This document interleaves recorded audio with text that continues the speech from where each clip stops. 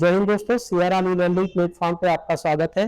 एक बार मैं फिर से आपके साथ जुड़ गया हूँ इतिहास की क्लास लेकर, और ये आपका पाठ्यक्रम का पहला लेक्चर है। ठीक है, इसके पहले मैंने 2 लेक्चर लिया है, एक तो सिलेबस का, एक इंट्रो का। इसके बाद ये हमारा पहला पाठ्यक्रम का पहला पॉइंट है, जो कि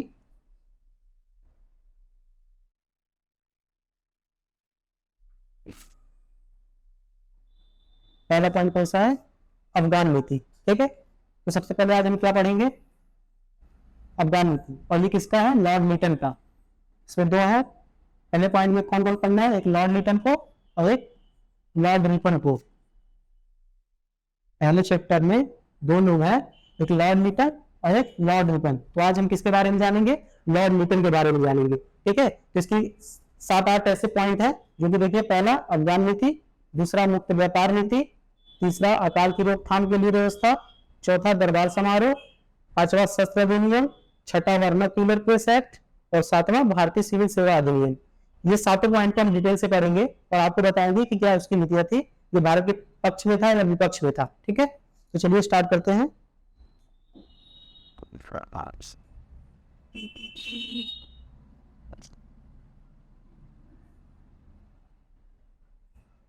सबसे पहले देखते हैं लॉर्ड लिटन के बारे में। जैसे क्वेश्चन पूछता है कि लॉर्ड लिटन का चारित्रिक चित्रण कीजिए। ठीक है, तो उसके बारे में आप ये लिख सकते हैं। तो मैं आपको थोड़ा सा समझा दे रहा हूं, इसमें कुछ ज्यादा नहीं है। सबसे पहले देखते हैं कि ये लॉर्ड लिटन जो था, तो भारत का 1876 से और 1880 के बीच भारत का वायसराय रहा। ठीक है, और इसका पूरा नाम आप यहाँ पर देख सकते हैं, रॉबर्ट बुलवेट लिटन एडवर्ड। ठीक है, एक चीज इसका खासियत ये था कि ये कवि के रूप में प्रसिद्ध था। ठीक है, और साहित्य के क्षेत्र में इसको ओवेन मेरिडिथ, ठीक है, क्या है? ओवेन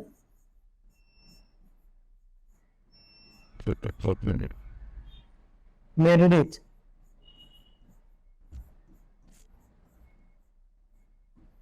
इसको एक उपनाम दिया गया था। ठीक है, और ये किस लिए दिया गया था? साहित्य के क्षेत्र में।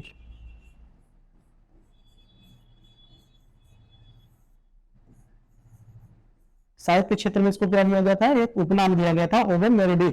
पूछेगा कि लॉर्ड लिटन को किस नाम से, उपनाम से जाना जाता था? तो ओवेन मेरिडिथ के नाम से जाना जाता था।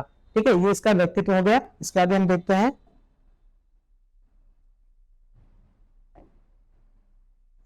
इसकी जो पहली नीति है, अफगान नीति। जैसा मैंने आपको पॉइंट में पहले ही दिखाया, अफगान नीति। अफगान, आप जानते हैं कि अफगान से 3 युद्ध हुए थे, आंग्ल अफगान, आंग्ल अफगान युद्ध। ये कितने हुए थे? 3 हुए थे। और एक बात आप लोग ध्यान से सुनिए कि आप लोग नोटबुक लेकर बैठिए और इसको नोट डाउन करते रहिए, क्योंकि जो पीडीएफ मिलेगा उसके अलावा मैं बहुत सारी चीजें बताने वाला हूँ, और आप उसको नोट करेंगे। जब आप रिवाइज करेंगे तो सारी चीजें रिवाइज हो जाएगी और आपको ज्यादा कुछ पढ़ना फिर नहीं पड़ेगा। ठीक है, तो ध्यान से सुनिए और इसको नोट डाउन करते रहिए। तो मैंने तो आपको बताते हैं अफगान आंग्ल और अफगान युद्ध के बारे में। ठीक है,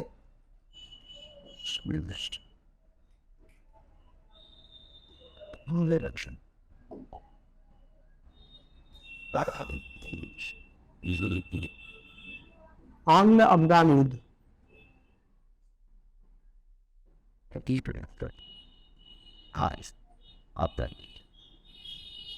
कितने हुए? 3 हुए। पहला आंग्ल अफगान युद्ध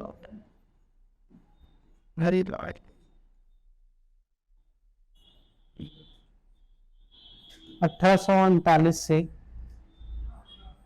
1842 के बीच हुआ।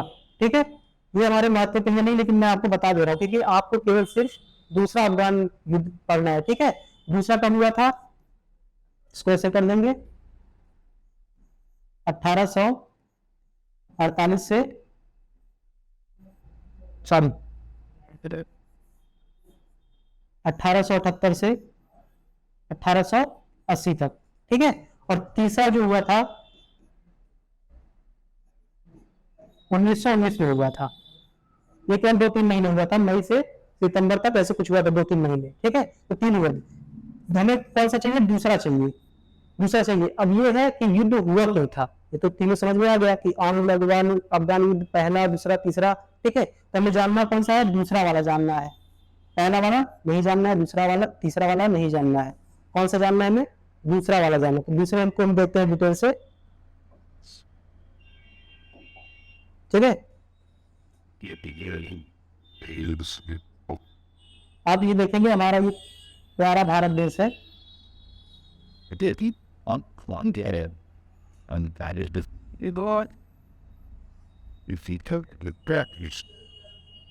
पहले ये पूरा भारत में था, जो कि आज पाकिस्तान में है।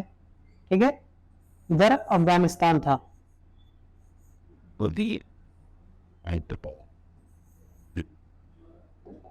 इधर क्या था, अफगानिस्तान।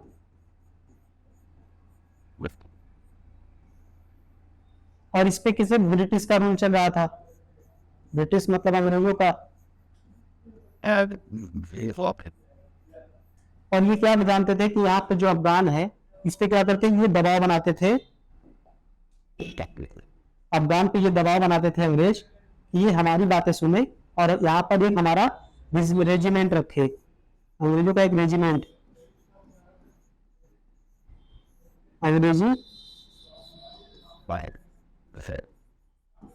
अंग्रेजी रेजिमेंट रखे। ठीक है, और यहाँ पर था USSR, जो कि रूस है आज। पहले USSR को क्या बोलते थे, सोवियत संघ बोलते थे,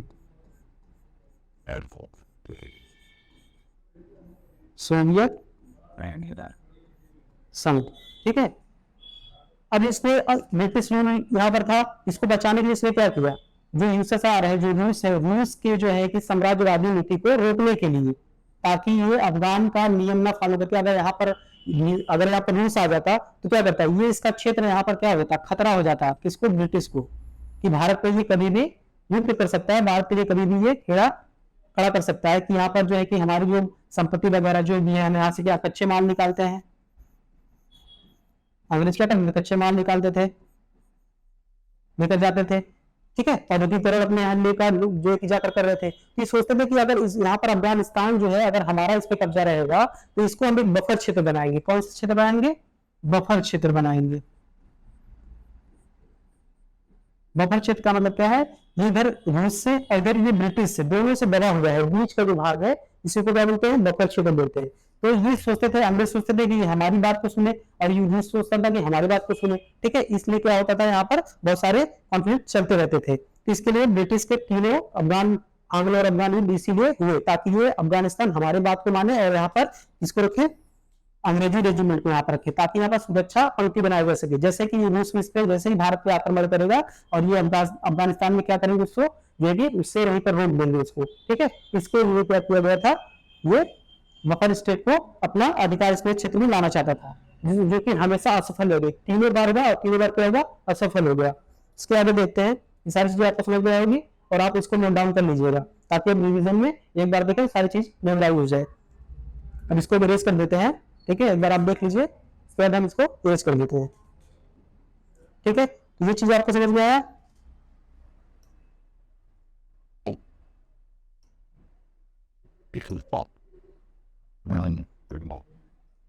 अफगान नीति क्या था, इसका यही था कि वहां पर क्या करना है हमारे लिए,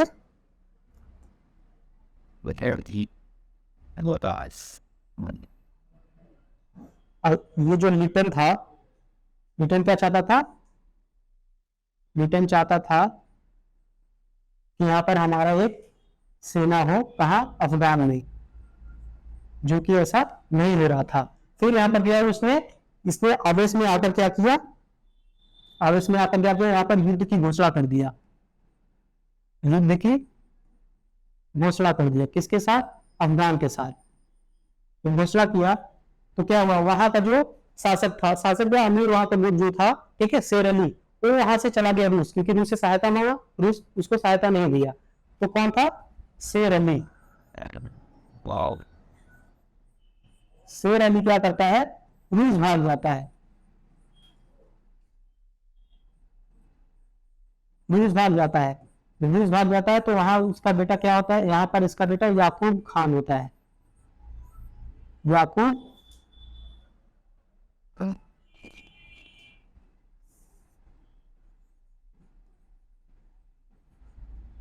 याकूब खान, ये आमिर बन जाता है। ठीक है, जब ये आमिर बन जाता है तो जो लीटर रहता है इसको आमिर मान लेता है, अपने पक्ष में करता है, लेकिन एक संधि करता है, दंडमक की संधि। कौन सी संधि? दंडमक की संधि। यहां पर मैं लिख दे रहा हूं, दंडमक की संधि, ये इंपॉर्टेंट है। ठीक है, जो दूसरा अफगान युद्ध हुआ था, आंग्ल अफगान युद्ध, इसमें किससे खत्म हुआ? तो दंडमक की संधि के साथ खत्म हो गया। संधि तो हुआ, आपको सुन के लग रहा होगा कि भाई इस पे जो है कि अंग्रेजों का विजय हुआ, लेकिन इससे कोई सफलता प्राप्त नहीं हुआ। हाँ, लॉस में गया। कौन लॉस में गया? भारत। भारत लॉस पे कैसे गया? क्योंकि जितने भी युद्ध के लिए जो भी खर्चे हुए, युद्ध के लिए जो भी खर्चे हुए, वो भारत के ऊपर आया। किसके ऊपर आया?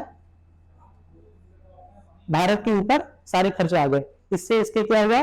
ब्रिटेन के ऊपर बहुत बड़ा एक काला धब्बा लग गया। उसके बाद क्या होता है? लंदन में सरकार बदल जाती है। जब सरकार बदल जाती है तो वहां पर उदारवादी आ जाते हैं, उदारवादी, और वो क्या करते हैं? लीटर को बुला लेते हैं। ठीक है, लीटर को बुला लेते हैं। उसके बाद किसको भेजते हैं? रिपन को। किसको भेजते हैं? रिपन को भेजते हैं। इसीलिए हमारे इसमें क्या साथ में दिया? लिटन और रिपन दिया। तो रिपन के बारे में हम बाद में बात करेंगे। आपको समझ में आ गया होगा कि अफगान नीति क्यों किया गया। ये तो पीडीएफ है, बाकी चीज जो मैंने आपको समझाया आप उसको नोट डाउन करते जाइएगा। ठीक है, नेक्स्ट देखते हैं।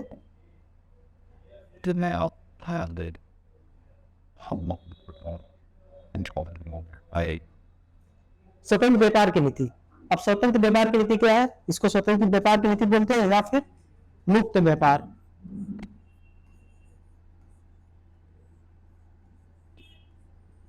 मुक्त व्यापार की नीति। स्वतंत्र या मुक्त का मतलब क्या होता है? कि फ्री हो जाना, एकदम स्वतंत्र कर देना। क्या स्वतंत्र कर देना? ठीक है, तो नए पेज पे हम समझा रहे हैं आपको। नया पेज में लेते हैं हम।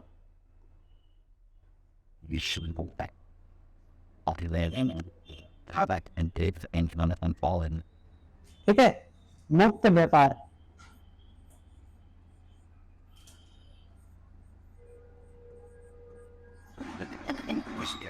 मुक्त व्यापार में अच्छा ये आपको समझ में आ गया ना कि 6 चीजें। जैसे इसमें 2 चीज होती थी, एक आयात और दूसरा निर्यात। अब आयात और निर्यात क्या है? ठीक है, 2 चीजें हैं, आयात और निर्यात। आयात में क्या होता है? आने वाली चीजें, आने वाली चीजें या वस्तुएं। ठीक है, और निर्यात का मतलब जाने वाली चीजें,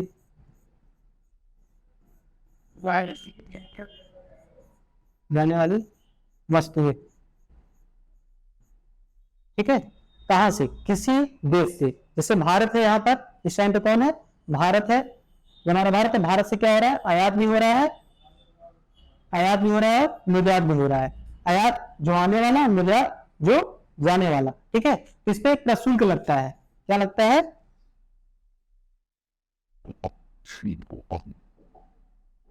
इस पे एक प्रशुल्क लगता है। ठीक है, आयात पे भी निर्यात पे भी एक परसेंटेज बना दिया जाता है कि अगर हमारे भारत से कोई चीज बाहर अगर जाएगा तो उस पर टैक्स लगेगा। ठीक है, और अगर अंदर आएगा, निर्यात होगा, तो भी टैक्स लगेगा। तो लिटन ने क्या कर दिया?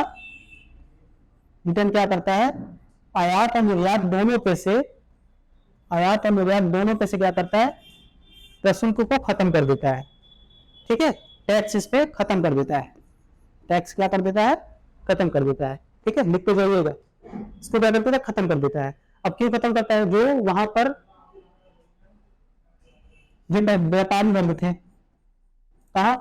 लंदन के। ठीक है, जो व्यापारी वर्ग थे हमेशा मांग कर रहे थे कि आयात निर्यात को कम किया जाए या खत्म कर दिया जाए, और ये उसी की बात को मान लिया। कौन माना? लिटन। लिटन ने क्या कर दिया? एकदम से आयात और निर्यात पे जो प्रशुल्क जो सीमाएं लगती थी सबको एकदम से खत्म कर दिया। इससे क्या हुआ, भारत को बहुत लॉस हुआ। जो पैसे मिलने वाले थे, जो टैक्स निकलने पर वस्तु, आने पर वस्तु, जो मिलने, कुछ टेक्निकल इशू हो गया था, तो चलिए फिर से स्टार्ट करते हैं। ठीक है, तो मैंने आपको बताया था, ये चीज समझ में आया आपको। व्यापार जो होता है दो तरीके से होता है, एक आयात और दूसरा निर्यात। आयात में क्या होता है कि आने वाली वस्तुएं होती हैं, और निर्यात में क्या होता है, जाने वाली वस्तुएं। ये सबसे दैट मान लो कोई देश है, तो क्या है, देश है, देश से कोई वस्तु क्या हो रही है, निकल रही है, मतलब निर्यात हो रही है, और ये इधर वाला आने वाला आ रही है, तो क्या हो जाएगा, आयात हो जाएगा। ठीक है, तो इसमें क्या किया, लॉर्ड हिटन ने क्या कर दिया, ये सब से जो है कि टैक्स को समाप्त कर दिया, खत्म कर दिया। कितना किया, 29 वस्तुओं पे इसने कर को समाप्त कर दिया। ठीक है, अब एक चीज और इतना समझ में आया ना आपको, तो एक चीज और बताते हैं इसी में, आप इसकी शॉट लेना चाहते तो ले सकते हैं। ठीक है, जब नोट करने को और अच्छा होगा। अब इसमें एक चीज और इसने किया, जैसे देश है, ठीक है, देश में हर क्षेत्र अलग अलग है, ये अलग अलग क्षेत्र है, और हर जगह क्या होता था, हर जगह क्या होता था कि नमक कर लगा था, नमक कर। तो हर अलग अलग क्षेत्रों में नमक कर अलग अलग था, कहीं कुछ कहीं कुछ कहीं कुछ, हर जगह अलग अलग था। ठीक है, हर क्षेत्र में अलग अलग प्रशुल्क लगता था, अलग अलग टैक्स लगता था नमक कर पे। सब मान लो संयुक्त प्रांत पे, ठीक है, दूसरा कुछ कर है, मध्य प्रांत पे कुछ और जो शुल्क लगा है। तो इसमें क्या किया, लॉर्ड लिटन ने ये अच्छा काम किया था। लिटन ने क्या किया था कि पूरे देश में इसने क्या किया, एक ही कर लगा दिया, एक ही कर नमक पर।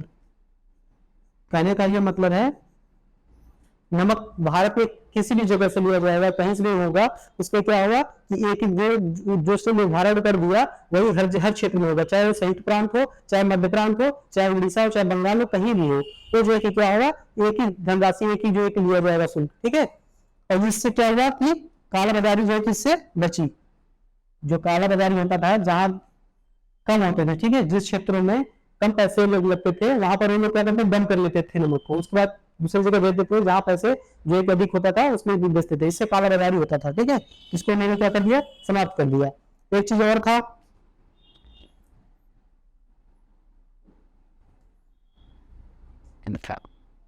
एक काम इसने और किया, व्यक्ति विकेंद्रीकरण, व्यक्ति विकेंद्रीकरण।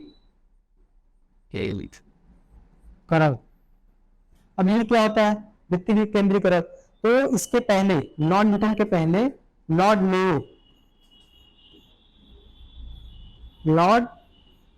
मेयो इसको लेकर आया था। कहां लेकर आया था, प्रांतों में। प्रांत का मतलब राज्य होता है, राज्यों में क्या लेकर आया, व्यक्ति विकेंद्रीकरण। अब विकेंद्रीकरण का क्या अर्थ होता है, इसको समझ लेते हैं थोड़ा सा। विकेंद्रीकरण, केंद्रीकरण तो समझ में आता है ना, केंद्रीकरण का मतलब क्या होता है, कहीं पर ऐसा है, ये बोला, ये क्या हो गया, केंद्रीकरण हो गया, ये हो गया केंद्रीकरण हमारा। अब विकेंद्रीकरण का मतलब फैल जाएगा, जैसे यहां से कोई चीज चल रही है, हर जगह जा रहा है। ठीक है, अब इससे क्या होगा, अब यही चीज ऐसे हो जाएगा, ये बिंदु होगा, यहां से जो है कि केंद्र के पास जाएगा। कहने का मतलब ये है कि जैसे प्रांत मतलब हर राज्य में इसमें छूट दे दिया कि आप जैसे भूमि कर, इसमें भूमि कर में, उत्पादन करने, लिखते जाइएगा आप लोग। ठीक है, ऐसे कई करते हैं, जैसे दो कर आप समझ लीजिए, भूमि कर, उत्पादन कर। इसमें क्या करते हैं विकेंद्रीय, मतलब कि राज्य को दे दिया कि आप अपने अनुसार जो है कि लगाइए, जैसा उत्पादन होगा आप उसको हमको देंगे तो उसमें हम आपको हिस्सा देंगे। इससे क्या हुआ, प्रांत में जो राज्य थे, राज्य के लोगों में उत्साह ये हुआ कि जो है कि उत्पादन और अच्छा करने लगे कि जितना अच्छा हम करेंगे उतना हमको जो है कि भागीदारी मिलेगी। ठीक है, तो इसलिए ये इसका एक दो काम इसके अच्छे थे, एक तो नमक वाला और एक तो ये विकेंद्रीकरण वाला। विकेंद्रीकरण आपको समझ में आया, केंद्रीकरण जो केंद्र से कोई चीज निकल के जाती है, ठीक है, जो कि ऊपर से नीचे की तरफ जाती है, ठीक है, ये केंद्रीकरण हो गया। और ये विकेंद्रीकरण नीचे से ऊपर जा रही है। अब जितना हर राज्य के अलग अलग होंगे, अलग अलग उत्पादन होगा, अलग अलग भूमिकरण होगा, वो क्या करेंगे, राज्य को देंगे, राज्य उसमें से बंटवारा करके उनको देगा। ठीक है, आई होप इसको समझ में आएगा और आप इसको लिख लीजिएगा ताकि रिवीजन में आपको काम देता रहे। नेक्स्ट स्लाइड देखते हैं हम।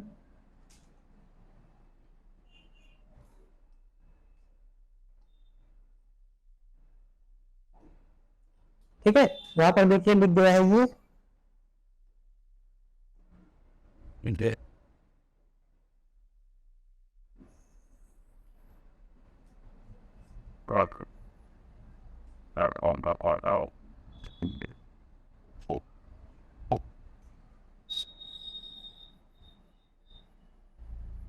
यहाँ पर क्या होगा, अभी मैंने बताया आप लोगों को 29 वस्तुओं पर आयात और निर्यात कर को समाप्त कर दिया। क्या कर दिया, समाप्त कर दिया। किस पे किया, देखो वस्तुओं पर आयात और निर्यात पर क्या कर दिया, समाप्त कर दिया।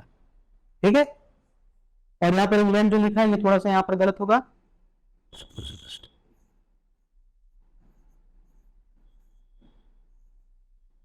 किसके पक्ष में किया, किसके हित के लिए किया, इंग्लैंड के लिए। जो यहाँ पर व्यापारी वर्ग मैंने लिखा था, व्यापारी वर्ग, व्यापारी वर्ग का मतलब जो बिजनेसमैन होते हैं, ठीक है, उन्होंने क्या किया, जैसे यहाँ पर लिखा है वह निकल स्वतंत्र व्यापार की नीति का समर्थक था।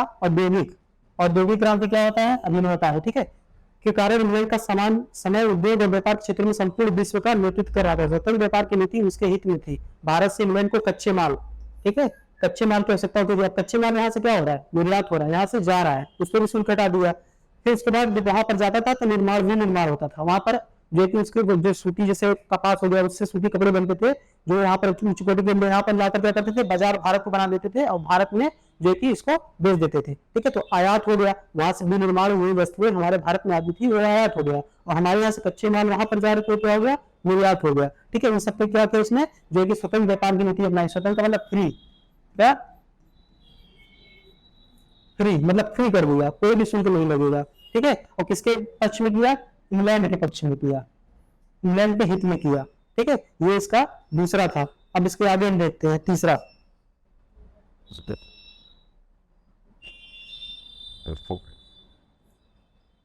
तीसरा इसका क्या है, अकाल की रोकथाम।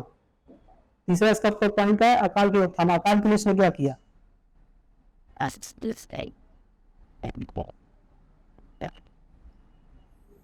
अब अकाल का क्या मतलब होता है, अकाल का मतलब होता है जहां पर सूखा पड़ जाए या तो बहुत बाढ़ आ जाए जिससे फसल वगैरह सब नष्ट हो जाए।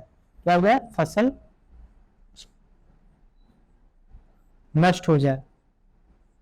अच्छा, ऐसा आप जानते हैं कि पहले क्या होता था, कृषि पे ही लोग आश्रित होते थे, कृषि जो खेती होती थी उस पर ही आश्रित होते थे। बहुत ज्यादा ऐसा नहीं था कि और भी कहीं कार्य करके जो वो अपना पेट पाल ले। बहुत सारी ऐसी कंपनियां थी लेकिन उतना ज्यादा विकास नहीं था जितना पहले सब किस पे थे, कृषि पे थे। ठीक है, तो जब खाने के लिए अनाज ही नहीं रहेगा तो क्या होगा, अकाल पड़ेगा। अकाल क्या होता है, जहाँ पर फसल वगैरह सब नष्ट हो जाए, खाने पीने के लिए कुछ चीजें न मिले, वहां पर क्या होता है, अकाल पड़ जाती है। तो कौन कौन से क्षेत्रों में पड़े थे, ब्रिटिश भारत में बंबई, मद्रास, हैदराबाद, मैसूर, पंजाब और मध्य प्रांत, इन प्रांतों में क्या था, अकाल पड़ा हुआ था। ठीक है, सूखा पड़ गया जिससे फसल नष्ट हो गई, लोगों जो है कि खाने पीने नहीं मिल रहे थे, लोग जो है एकदम मर रहे थे, लोग रोगी हो जा रहे थे। ठीक है, ऐसे बहुत सारी चीजें होती है। इसमें क्या किया, एक कदम इसने उठाया, इसने रिचर्ड स्ट्रेची की अध्यक्षता में एक समिति बनाई। ठीक है, क्या बनाई, समिति, एक बैठक हुई जिसमें कौन था अध्यक्ष, रिचर्ड स्ट्रेची था। ये व्यवस्था करता है और ये भी जांचबीन करता है कि जो है कि क्या चीजें अकाल में किसको क्या देना चाहिए, क्या नहीं देना चाहिए, इस पे जो है कि जांच करता है। जांच करने के बाद ये अपना रिपोर्ट दिखाता है। रिपोर्ट जब जारी करता है तो इसे क्या बताता है नया पेज में लेता हूँ, उसमें समझाता हूँ आपको, ठीक है।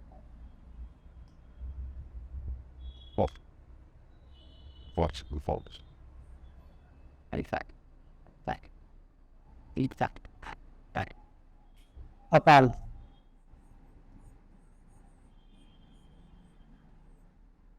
स्ट्रेची, ठीक है, यह बेच होता है स्ट्रेची। ये कहता है कि जितने भी स्वस्थ हैं, जितने भी स्वस्थ लोग हो, हट्टे कट्टे लोग हो, उनको कोई सहायता नहीं दिया जाएगा। जो कमजोर हो, रोगी हो, ठीक है, या जैसे कुछ विकृति हो, जैसे कहने का मतलब कि लंगड़ा हो, ठीक है, ऐसी कुछ चीजें कमियां जो हो जिसके अंदर, उनको क्या किया जाए, मुफ्त में उनको राशन दिया जाए, ठीक है, उनको मुफ्त में राशन दिया जाए। लेकिन किसको नहीं दिया जाए? स्वस्थ लोगों को। अब जो दिखने में स्वस्थ है, जो दिखने में स्वस्थ है, उसको कहां से मिलेगा खाना? उसको भी तो खाने की जरूरत तो पड़ेगी ना। अब कृषि सब एकदम नष्ट हो चुका है, सूखा पड़ चुका है, सारी चीजें खत्म हो चुकी है, फसल सब खत्म हो चुका है, तो स्वस्थ व्यक्ति कहां से जाकर लेगा? कार्य भी तो कहीं नहीं थे, सारा दबाव किस पे पड़ रहा था? कृषि पे पड़ रहा था, सारे लोग तो कृषि ही कर रहे थे। जब सारे लोग कृषि कर रहे थे, तो कृषि जब नष्ट हो गया तो ये कहाँ पर जाएंगे? ये कमी थी, ठीक है। तो आपको से इतना समझ में आया होगा जो मैंने बताया।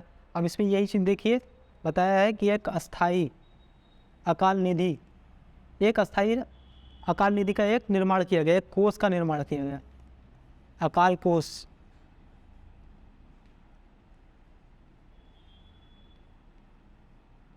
अकाल कोष का एक निर्माण किया गया जिसमें कुछ धनराशि दी जाएंगी, लेकिन धनराशि निश्चित नहीं थी कि कितना पैसे देना है इस कोष में, ये निश्चित नहीं था, ठीक है, निश्चित नहीं था। और उस पर जो पैसे मतलब आएंगे उससे जो है कि क्या होगा, जितने भी अकाल पीड़ित है उनको दिया जाएगा। तो ये आपको दे दिया गया है पीपीटी, आप इसको पढ़ लेंगे, लेकिन जो मैंने बताया है उसको आप ज़रूर नोट डाउन कीजिएगा, और उससे आप एक बार रिवीजन करेंगे तो आप एग्जाम में लिखते चले जाएंगे, आपको इसकी भी ज़रूरत नहीं पड़ेगी, ठीक है। नेक्स्ट स्लाइड देखते हैं। दरबार समारोह, ठीक है, उसी से लिंक है ये भी, दरबार समारोह, दिल्ली दरबार जिसको बोलते हैं, ठीक है, दिल्ली दरबार।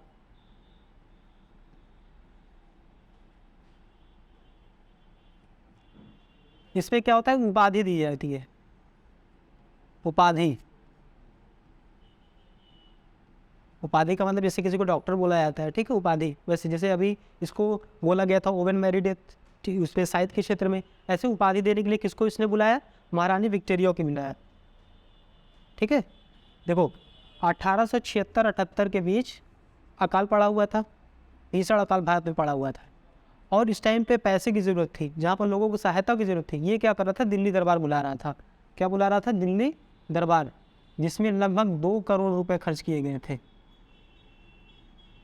दिल्ली दरबार। इसमें कौन आया था? महारानी विक्टोरिया आई थी,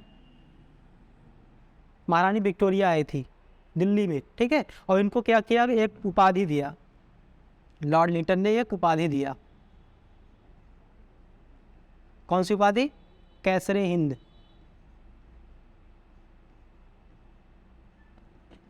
कैसरे हिंद की उपाधि दी, ठीक है। इसमें रियासत के लोगों को भी बुलाया गया था और कंपलसरी था कि आना ही है, तो सारे लोग आए थे। उसमें बहुत पैसे खर्च हुए, 2 करोड़ लगभग खर्च हुए उसमें। तो लोग ये बोले कि जब जो है कि पूरे भारत को इतने क्षेत्रों में जो है कि भीषण अकाल पड़ा हुआ था, जहाँ पर लोगों को सहायता के लिए पैसे चाहिए थी, वहाँ पर खर्च नहीं किया गया। और खर्च कहाँ किया गया? दिल्ली दरबार में किया गया, महारानी विक्टोरिया के लिए खर्च किया गया, ठीक है। और उसको क्या किया? उपाधि कैसरे हिंद की उपाधि दी गई। आपसे पूछेगा महारानी को कौन सी जो है कि उपाधि दी गई थी, तो कैसरे हिंद की उपाधि दी गई थी। तो इसका जो है विरोध करने के लिए समाचार पत्रों में जो है कि बहुत सारे सब लोग ने लिखा अपने भाषा में, ठीक है। जो स्थानीय जो है कि भाषा हो गया, चाहे बंगाली हो गया, संस्कृत हो गया, ऐसे जो है कि सब होता था। अब आगे उसके बारे में भी हम बताएंगे कि इससे रिलेट करके कि समाचार पत्र को क्यों इसने बैन किया था। दिल्ली दरबार समझ में आया, ठीक है। महारानी विक्टोरिया को बुलाया था, कहाँ बुलाया था? दिल्ली दरबार में बुलाया था। और उसको उपाधि क्या दिया, कैसरे हिंद की उपाधि दिया। इसमें रियासत के लोगों को, मतलब जितने भी राजा रजवाड़े थे भारत में, सबको बुलाया था, ठीक है। और बहुत सारे पैसे किया, भव्य समारोह यहाँ पर किया, लगभग 2 करोड़ रुपए खर्च किया। और जो राहत कोष लगाया था, जो राहत कोष बनाया गया था अकाल के लिए, उसमें कोई पैसे का उतना निर्धारण नहीं किया गया था और लोग भूखमरी से मर रहे थे, ठीक है। तो ये लोगों में रोष भर रहा था, कहीं ना कहीं ये एक राष्ट्र निर्माण की एक भावना लोगों में जागृत कर रहा था, ब्रिटिश के खिलाफ खड़े होने के लिए एक कार्य कर रहा था, ठीक है। इतना आयुब का आपको समझ में आया होगा, आगे समझते हैं।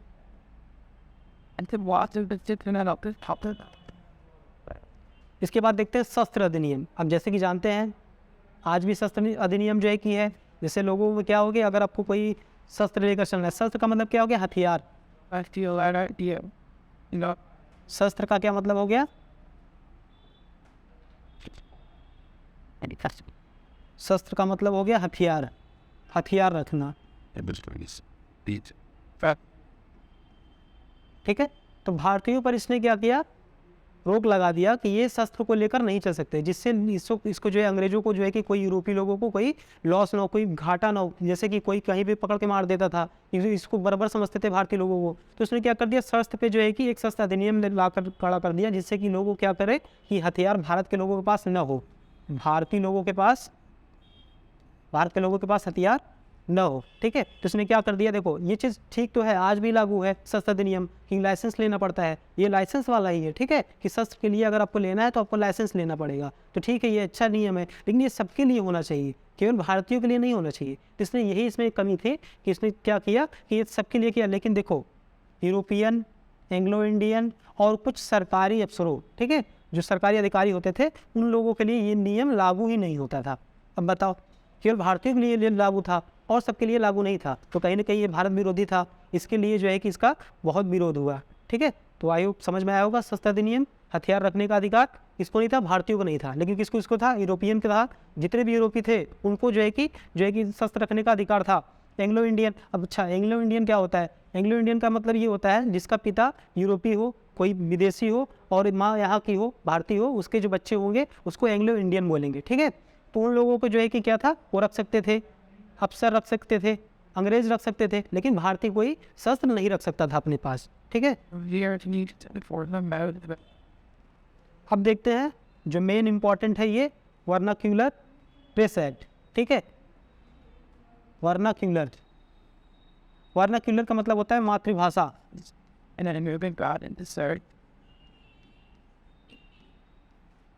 ठीक है। इसमें क्या किया, ये प्रेस एक्ट कब आया था, 1878 में, ये इंपॉर्टेंट है, ये रिपन में भी, आप अगर लिटन में पढ़ रहे हैं इस चीज़ को, आपको रिपन में भी मिलेगा, ठीक है, इसको थोड़ा ध्यान दीजिएगा। प्रेस एक्ट 1878 में लॉर्ड लिटन द्वारा लागू किया गया। ये अधिनियम किसी भी स्थानीय भाषा, कौन सी भाषा, स्थानीय भाषा, स्थानीय का मतलब जैसे मैं उत्तर प्रदेश से हूँ, ठीक है, तो हमारी स्थानीय भाषा क्या होगी, भोजपुरी हो गई, खड़ी बोली हिंदी हो गई, बंगाल का बंगाली हो गई, तो जो अपने भाषा में जो निकालते थे, ठीक है, समाचार पत्र, उनको रोक लगाने के लिए, ताकि वो देशद्रोही, जैसे कि ब्रिटिश का सरकार था भारत में, जैसे कि आप जानते हैं भारत में किसका सरकार था, ब्रिटिश का था, तो ब्रिटिश के खिलाफ कोई चीज़ ऐसा कोई जो है कि इसमें न छाप दे कि जिसको देशद्रोही बोला जाए। जैसे इसमें इसने क्या कर दिया था, नया मैं पेज लेता हूँ, फिर इसका ये आप पढ़ लेंगे, बाकी मैं आपको ओवरऑल समझा दे रहा हूँ इसका कि क्या था वर्नाक्यूलर प्रेस एक्ट। तो नया पेज लेकर मैं समझा दे रहा हूँ आपको।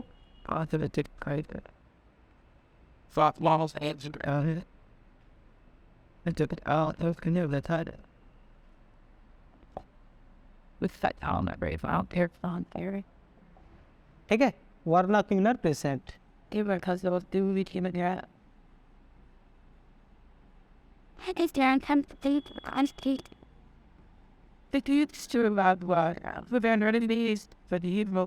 ये कब आया, 1878 में, ठीक है।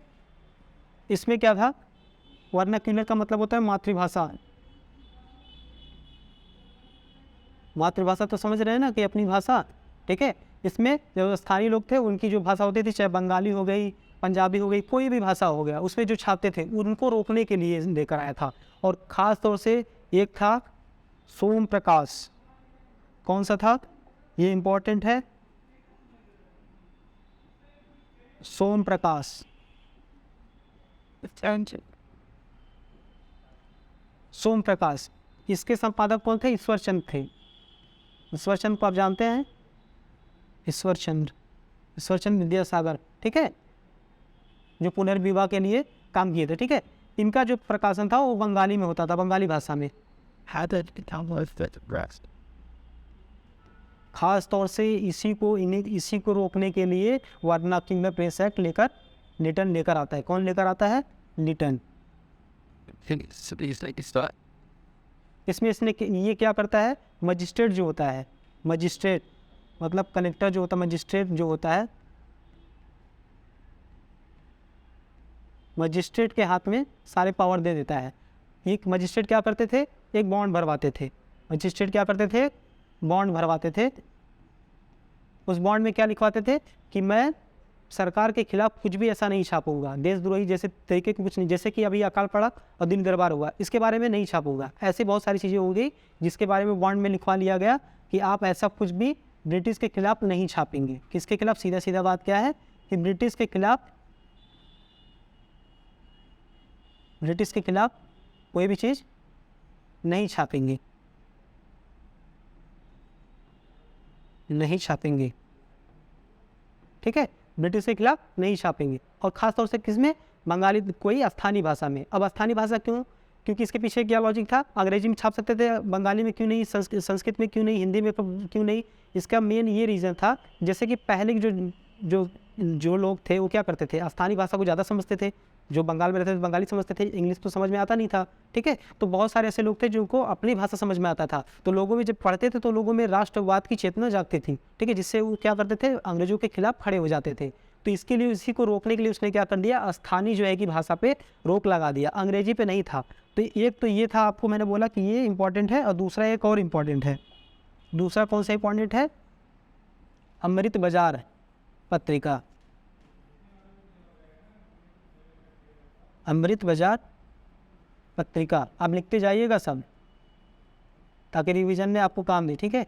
ये दूसरा, पहला सोम प्रकाश ईश्वरचंद्र विद्यासागर, जिसको रोकने के लिए किया गया था, बंगाली में छापते थे ये, क्योंकि स्थानीय भाषा था बंगाली। दूसरा अमृत बाजार पत्रिका, ये भी बंगाली में ही छपता था।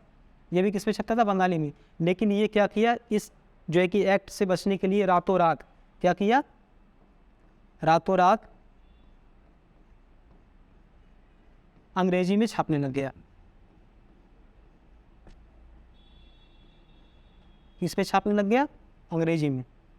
ये दोनों आप इंपॉर्टेंट है, याद कर लीजिएगा, सोम प्रकाश और ये अमृत बाजार पत्रिका। इसको रातों रात किस में चेंज कर दिया गया? अंग्रेजी में, ताकि जो है कि इससे वर्नाक्युलर प्रेस एक्ट जो है इस पर लागू ना हो सके, ठीक है। अब इतना समझ में आया होगा आप लोग को। इसकी शॉर्ट ले सकते हैं, लिख भी सकते हैं, ठीक है। और इसको अमृत बाजार पत्रिका को कौन संपादक कौन था? शिशिर घोष थे। शिशिर घोष, ठीक है। आगे देखते हैं। इसका बहुत विरोध हुआ, लोगों ने बहुत इसका विरोध किया।